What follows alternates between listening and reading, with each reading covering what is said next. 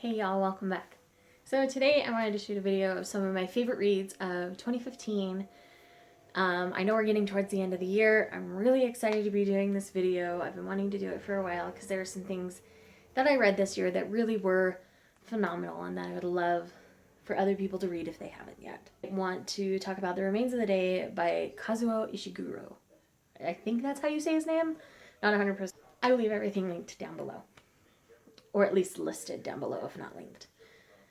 This book was a recommendation from my husband for my book club in my neighborhood. But we really enjoyed this read. It's about a butler from World War II.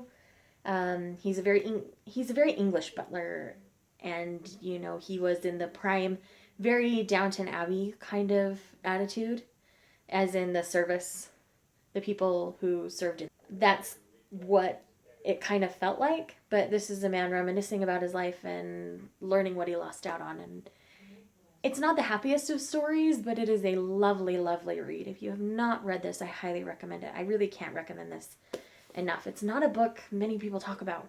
It's an older book. I mean, my husband read it for academic decathlon in high school of all things and really enjoyed it, and it kind of stood out to him, and we really enjoyed this read. It was one of the biggest turnouts they've had at the neighborhood book club in a while, so it was really nice to be able to help out with that. This next pick, I think I'm going to get some flack for, but I'm putting it in here anyway. And that's Life and Death, Twilight Reimagined by Stephanie Meyer. A lot of people didn't like this because they felt like it was a cop-out, that it wasn't a new story. It had been a really long time since I read the Twilight books, so I really enjoyed revisiting the concept of that story in this book. And a lot of the gender swapping parts made more sense to me in the reverse roles as opposed to the original roles. And I enjoyed it for that part. And it was just it was a nice read for me. It was quick. I basically read it in a day. And it was just fun. I think I personally enjoyed it a little bit more than the original Twilight. Nothing wrong with the original Twilight. I still liked it. But I think it was just nice to see it in the reverse roles. A lot of the confusion and stuff that Bella was getting from Edward made more sense to me. For Beau being confused with Edith, like, it just sat better with me. Because it makes more sense that a guy would be confused about what a girl's doing and coming back and forth than a girl be confused about a guy, for me. Like, that's a more traditional role and a traditional view, I guess, is the easiest way to kind of describe that. Next is kind of a cheat. It's an author. So it's Brandon Sanderson. This year I have read Warbreaker, and I have also read the complete Mistborn trilogy. Both Warbreaker and the Mistborn trilogy are epic high fantasies. They are wonderful. I love Brandon's writing. Warbreaker follows 4 different characters. It's a wonderful, wonderful read. It's about an amazing magic system that is all based on colors. That's all I'm going to tell you about it, but it's wonderful. I have a full review on it. I'll try to link it down below. If I forget, it's on my channel, so just go find it. And then the Mistborn trilogy is about Vin and her kind of coming-of-age story, and about how she helps overthrow the existing empire and rebuilds and creates a new one. It's a wonderful journey.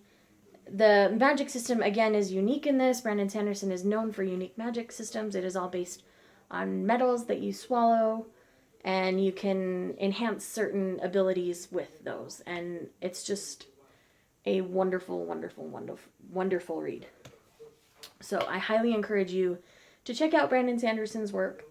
I would either start with the Mistborn trilogy or with Warbreaker. Warbreaker is currently a standalone. He's hoping in a couple years to go back and revisit that world, which makes my heart so happy, so happy. I would love to see these characters again. I really fell in love with the characters in that. The Mistborn, this is the original Mistborn trilogy. The first book is actually called The Final Empire, and then it's The Well of Ascension and Hero of Ages. And it's a wonderful trilogy. There's also the Wax and Wane trilogy, which will be concluding in February. I'm hoping to read Alloy of Law and Shadows of Self before the release of the new one, so I can do a full series review. I would definitely go remiss if I did not mention Winter, the conclusion in the Lunar Chronicles. We do get to revisit this world one more time in February, which I'm super excited about. I'll talk about that in another video, though. Winter was one of my favorite reads this year. It is the perfect conclusion to this series. It was 832 pages. These pages are very flimsy. Don't let the size of it confuse you. It was just magical and wonderful and action-packed and so many things. All of the ships in this book are great. And I just thoroughly enjoyed this. If you have not read the Lunar Chronicles, the first book is Cinder. By now you should be familiar with what these are, but briefly, if you're not, they are fairy tale retellings. The first one being Cinder, aka Cinderella. The second one being Scarlet, aka Red Riding Hood. The third one being Cress, aka Rapunzel. And the fourth and concluding book being Winter, a fairy tale retelling of Snow White. Again, one of my favorite reads. If you thought about not finishing the series, I strongly encourage you to go back. Scarlet is usually where everybody stops. Scarlet's kind of the slowest book out of the whole entire four for me. So if you stopped after Cinder or started Scarlet and put it down, I promise power through Scarlet. Crest is wonderful, 5 out of 5 stars. Winter is wonderful, 5 out of 5 stars. Scarlet's usually the hardest book for people, so definitely power through it. I promise the series gets magically wonderful. Next is Uprooted by Naomi Novik. This was a fairly recent read for me, but it was thoroughly enjoyable. This is about a girl named Yeshka who basically ends up being in this apprenticeship with the dragon, who comes to the village every 10 years to take on a servant or an apprentice. And Yeshka's chosen instead of her friend Kasia, and it's about the adventures of how that plays out.